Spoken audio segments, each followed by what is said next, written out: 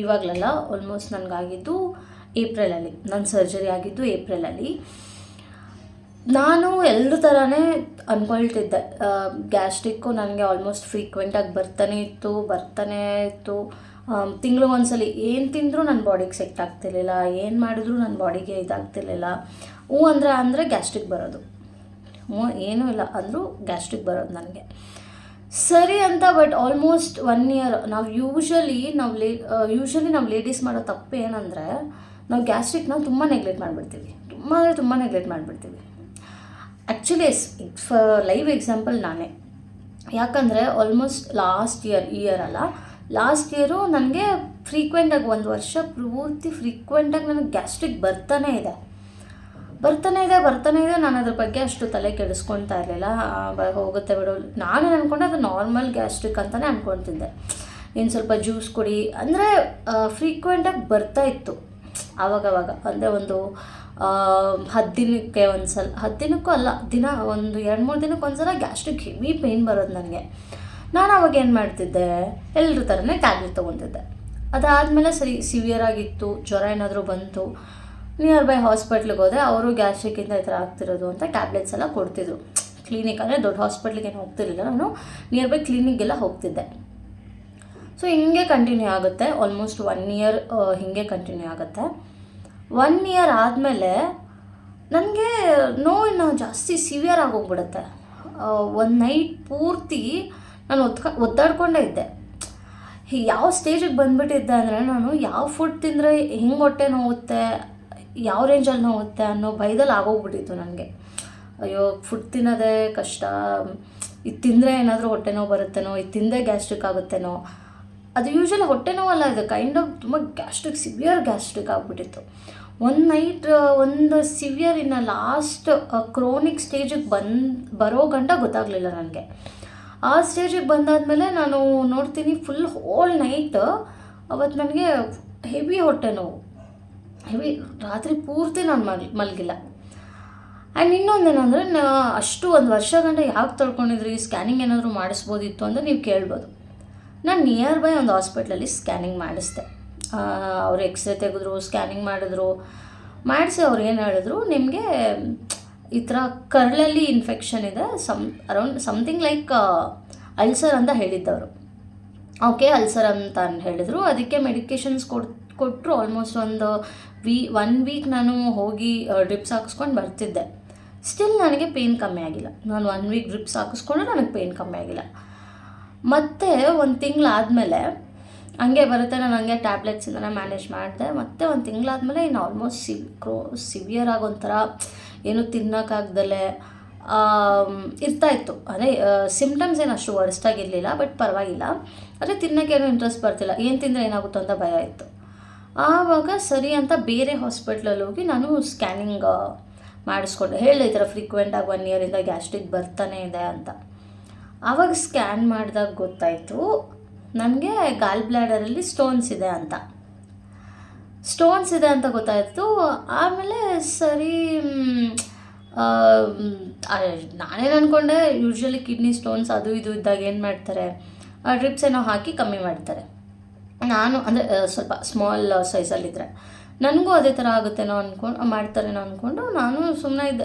ನಮ್ಮ ಹಸ್ಬೆಂಡ್ ಈ ಥರ ಇತ್ತು, ಆ್ಯಂಡ್ ಅವ್ರಿಗೆ ಗೊತ್ತಿರೋ ಡಿಪಾರ್ಟ್ಮೆಂಟಲ್ಲಿ ಡಾಕ್ಟರ್ ಹತ್ರ ಹೇಳಿದಾಗ, ಈ ಥರ ಎಲ್ಲ ರಿಪೋರ್ಟ್ಸ್ ಎಲ್ಲ ತೋರಿಸಿದಾಗ ಅವರು ಇಲ್ಲ ಇದಕ್ಕೆ ಸರ್ಜರಿನೇ ಮಾಡಿಸ್ಬೇಕು ಅಂತ ಹೇಳಿದ್ದಾರೆ.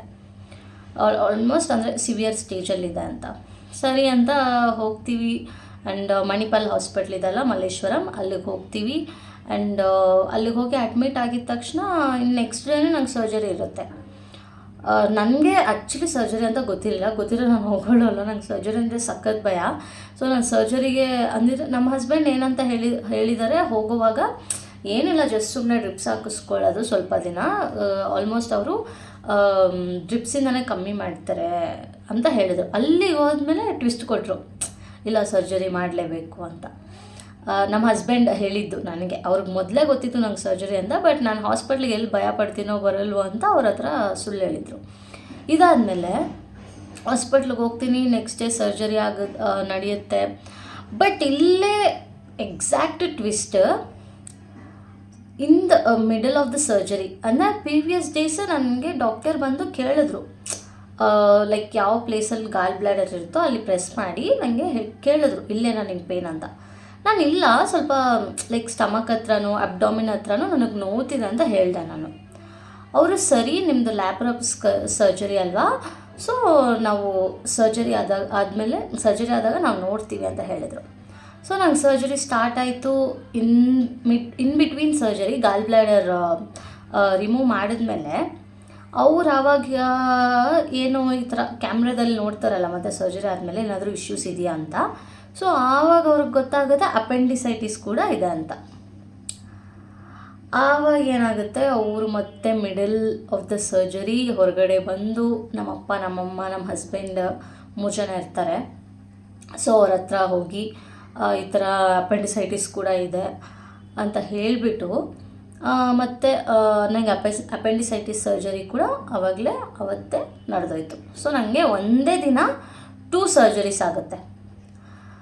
ಆ್ಯಂಡ್ ಇನ್ನೊಂದು ಸರ್ಜರಿ ಅಂದರೆ ನನಗೊಂದು ಶಾಕ್ ಏನಂದರೆ, ಫಸ್ಟ್ ಸ್ಕ್ಯಾನಿಂಗ್ ಮಾಡಿಸಿದಾಗ ಅಟ್ಲೀಸ್ಟ್ ನನಗೆ ಈ ಹಾಸ್ಪಿಟ್ಲಲ್ಲಿ ಮಾಡಿದಾಗ, ಯಾವುದೋ ನಿಯರ್ ಬೈ ಹಾಸ್ಪಿಟ್ಲಲ್ಲಿ ಮಾಡಿಸಿದಾಗ ಅಟ್ಲೀಸ್ಟ್ ನನಗೆ ಗಾಲ್ ಬ್ಲ್ಯಾಡರಲ್ಲಿ ಸ್ಟೋನ್ಸ್ ಇದೆ ಅಂತ ಕೂಡ ಅವ್ರಿಗೆ ಗೊತ್ತಾಗಲಿಲ್ಲ. ಆ್ಯಂಡ್ ಇನ್ನೊಂದು ಹಾಸ್ಪಿಟ್ಲಲ್ಲಿ ಮಾಡಿದಾಗ ಆವಾಗಲೂ ಬರೀ ಗಾಲ್ ಬ್ಲ್ಯಾಡರಲ್ಲಿ ಸ್ಟೋನ್ಸ್ ಇದೆ ಅಂತ ಮಾತ್ರನೇ ಗೊತ್ತಾಯಿತು. And in the surgery only ನನಗೆ ಗೊತ್ತಾಗಿದ್ದು ನಂಗೆ ಅಪೆಂಡಿಸೈಟಿಸ್ ಕೂಡ ಇದೆ. ಅಂದರೆ ಯಾವ ಸ್ಕ್ಯಾನಿಂಗಲ್ಲೂ ಗೊತ್ತಾಗಲಿಲ್ಲ ಅಪೆಂಡಿಸೈಟಿಸ್ ಇದೆ ಅಂತ. ಸೊ ಅದಂತೂ ನನಗೆ ಹೆವಿ ಶಾಕ್ ಆಯಿತು. ಆ್ಯಂಡ್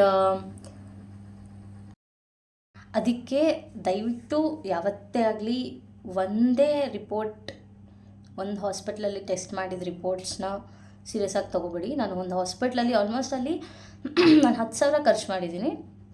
ಬಟ್ ಸ್ಟಿಲ್ ಅವ್ರಿಗೆ ನನ್ನ ಇಶ್ಯೂ ಏನು ಆವಾಗಲೇ ಕ್ರೋನಿಕ್ ಸ್ಟೇಜಲ್ಲಿ ಇತ್ತು. ಬಟ್ ಸ್ಟಿಲ್ ಅವ್ರಿಗೆ ಗೊತ್ತಾಗಲಿಲ್ಲ. ಅಷ್ಟೆಲ್ಲ ಸ್ಕ್ಯಾನಿಂಗ್ ಎಲ್ಲ ಮಾಡಿ ಅದು ಇದು ಅಂತ ಹೇಳಿದ್ರು ಕೂಡ ಅವ್ರಿಗೆ ಗೊತ್ತಾಗಲಿಲ್ಲ ಆವತ್ತು.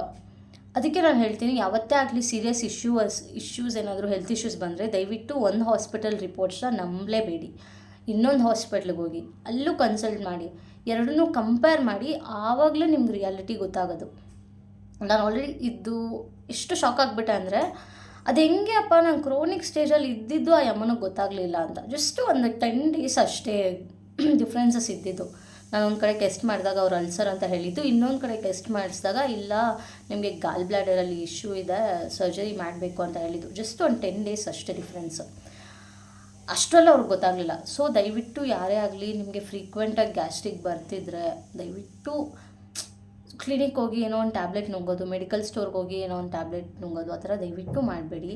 ಆದಷ್ಟು ಪ್ರಿಕಾಷನ್ಸ್ ತೊಗೊಳ್ಳಿ. ಅಂದರೆ ಈ ಥರ ಹೋಗಿ ಹಾಸ್ಪಿಟ್ಲಿಗೆ ಯಾಕೆ ಈ ಥರ ಬರ್ತಿದೆ, once in a while it's a fine, ಯಾವಾಗಲೂ ಒಂದು ಸಲ ಫೈನ್. ಬಟ್ ಯಾವಾಗಲೂ ಬರ್ತಿದೆ ಅಂದರೆ ದಯವಿಟ್ಟು ನಿಮ್ಮ ಆರೋಗ್ಯದ ಕಡೆ ನೀವು ಗಮನ ಕೊಡಿ. ಓಕೆ, ಸೊ ನಂತರ ಅದು ತುಂಬ ಜನಕ್ಕೆ ಹೆಲ್ಪ್ ಆಗ್ಬೋದು. ಅಂದರೆ ನಾನು ಸಫರ್ ಆದಷ್ಟು ಯಾರೂ ಆಗಬಾರ್ದು. ಆ್ಯಂಡ್ ಇದು ಮೇ ಬಿ ನಿಮಗೂ ಒಂದು ಯೂಸ್ಫುಲ್ ವಿಡಿಯೋ ಅಂದ್ಕೊತೀನಿ ನಾನು. ಎಚ್ಚರವಾಗಿರಿ ಅಂತ. ಸೊ ವಿಡಿಯೋ ಏನಾದರೂ ನಿಮ್ಗೆ ಇನ್ಫಾರ್ಮೇಟಿವ್ ಆಗಿದ್ದರೆ ದಯವಿಟ್ಟು ವಿಡಿಯೋನ ಲೈಕ್ ಮಾಡಿ. ಚಾನಲಲ್ಲಿ ತುಂಬ ಬರ್ತಾ ತುಂಬ ಯೂಸ್ಫುಲ್ ಕಂಟೆಂಟ್ ಬರುತ್ತೆ. ಸೊ ದಯವಿಟ್ಟು ಚಾನಲ್ನ ಸಬ್ಸ್ಕ್ರೈಬ್ ಮಾಡಿ. ಆ್ಯಂಡ್ ನಮ್ಮ ಚಾನಲ್ನ ತುಂಬ ಜನ ಸಬ್ಸ್ಕ್ರೈಬ್ ಮಾಡ್ದೇನೆ ನೋಡ್ತಿದ್ದಾರೆ, ಫುಲ್ ನೋಡ್ತಿದ್ದಾರೆ, ಆದರೆ ಚಾನಲ್ನ ಸಬ್ಸ್ಕ್ರೈಬ್ ಮಾಡ್ತಿಲ್ಲ. ಸೊ ಚಾನಲ್ನ ಸಬ್ಸ್ಕ್ರೈಬ್ ಮಾಡಿ. Thank you.